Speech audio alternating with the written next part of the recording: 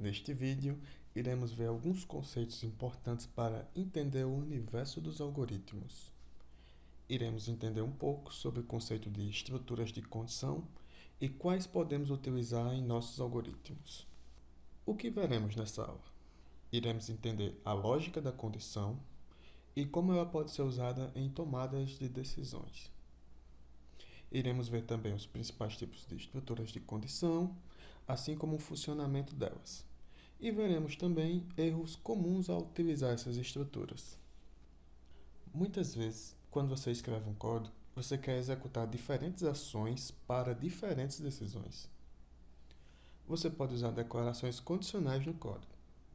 Vamos pensar um pouco. No dia a dia, vemos alguns exemplos de condições. Podemos utilizar elas para melhor explicar esse conteúdo.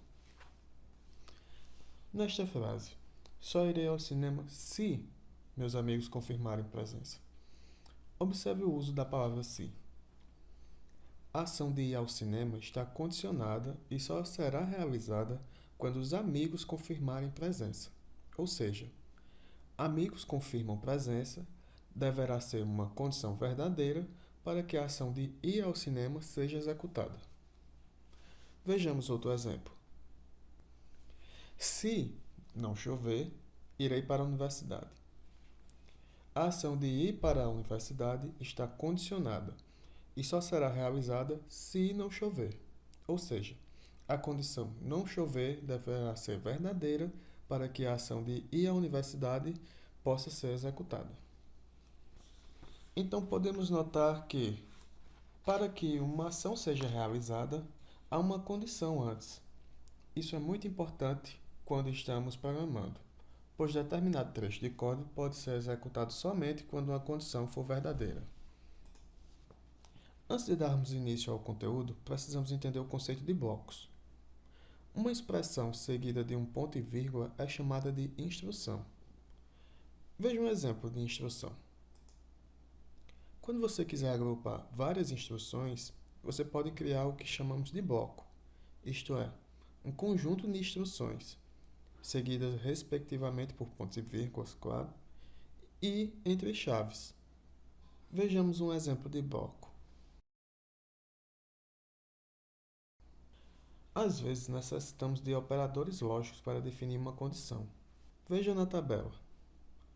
Podemos utilizar esses operadores em nossas condições ao criarmos algoritmos. Exemplo: se uma nota for maior ou igual a 7, o aluno é aprovado na disciplina.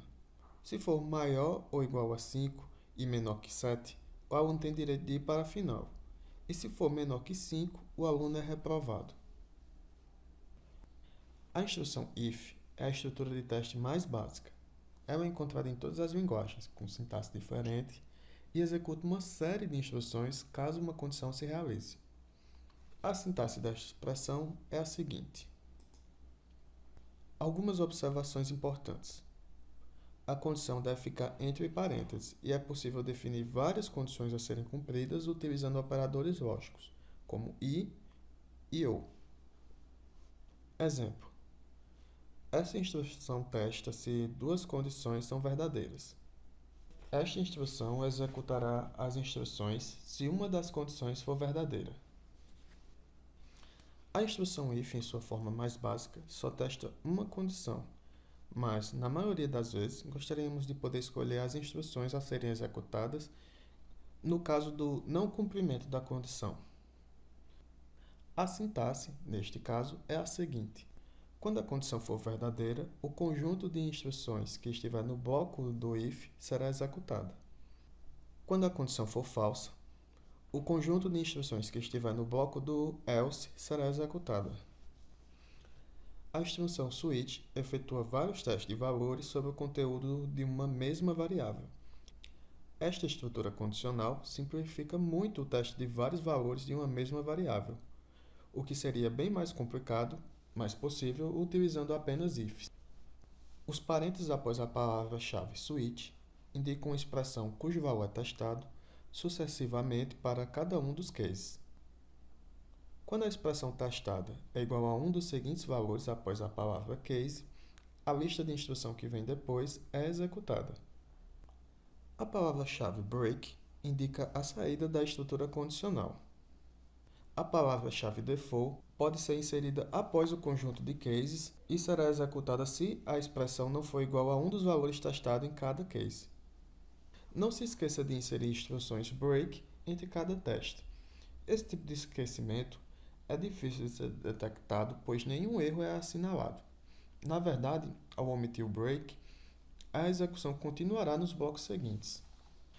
Não deixe de comentar no fórum de estruturas de condição. Tire suas dúvidas, comente. Você também pode responder a lista de exercícios para praticar o que aprendeu.